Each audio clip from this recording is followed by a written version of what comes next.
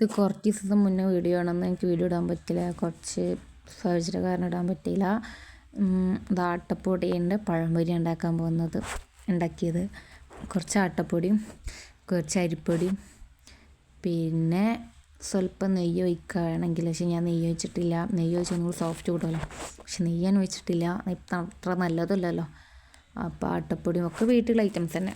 അരിപ്പൊടി, വെള്ളം, പിന്നെന്താ ആട്ടപ്പൊടി, അരിപ്പൊടിയില്ലേ നമ്മൾ ദോശക്കൊക്കെ ആക്കണ, സാധാ ദോശക്കൊക്കെ ആക്കണ പൊടി ഉണ്ടല്ലോ, ഇഡ്ഡലി മാവിൻ്റെ ഒക്കെ കുറച്ച് പുളിൻ്റെ വേണമെങ്കിൽ കുഴക്കാം, പക്ഷെ ഞാനത് ഒഴിച്ചിട്ടില്ല. കുറച്ച് പുളി കിട്ടും, അങ്ങനെയൊക്കെ വേണമെങ്കിൽ ചെയ്യാം.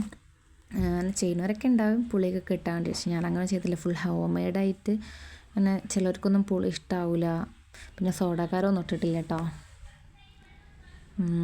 4 മണിക്ക് എന്തെങ്കിലും സ്പെഷ്യലായിട്ട് വേണ്ടി വെച്ചിട്ട് ഉണ്ടാക്കിയതാ.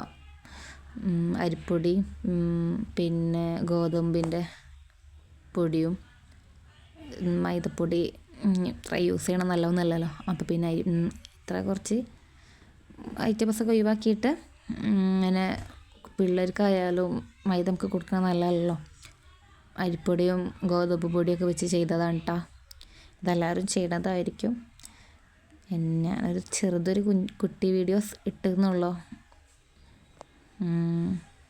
4 മണിക്ക് അന്നത്തെ സ്പെഷ്യലായിരുന്നു. കുറച്ച് ദിവസമായി വീഡിയോസ് ഇടണമെന്നൊക്കെ വിചാരിക്കുന്നുണ്ട്, അതിന് ടൈമും കിട്ടുന്നുണ്ടായിരുന്നില്ല. അപ്പോൾ ഇന്നാണ് ഈ വീഡിയോസ് ഇടുന്നത്. ഇപ്പോൾ സത്യം പറഞ്ഞാൽ നല്ല സോഫ്റ്റും ഉണ്ട്, കഴിക്കാൻ നല്ല സോഫ്റ്റും എന്നൊരു ക്രിസ്പിയും. നല്ല രസമുണ്ട് കഴിക്കാൻ ആട്ടപ്പൊടീൻ്റെ അത്. ഞാൻ ആദ്യമായിട്ടാണ് കഴിക്കുന്നുണ്ടായിരുന്നത്. എല്ലാവർക്കും ഇഷ്ടമായി, നല്ല രസമുണ്ടെന്ന് പറഞ്ഞു.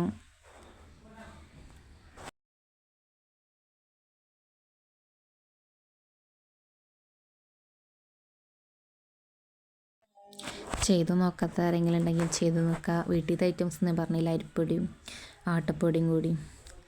അപ്പോൾ എല്ലാവരും ചെയ്ത് നോക്കുക. സംഭവം അടിപൊളിയായിട്ട് ഒരു രക്ഷയില്ല, നല്ല ക്രിസ്പിയും. എന്താ പറയുക, കട്ടൻ ചായ ഇതും കൂടി കൂട്ടി കഴിച്ചാൽ അടിപൊളിയായിരിക്കും.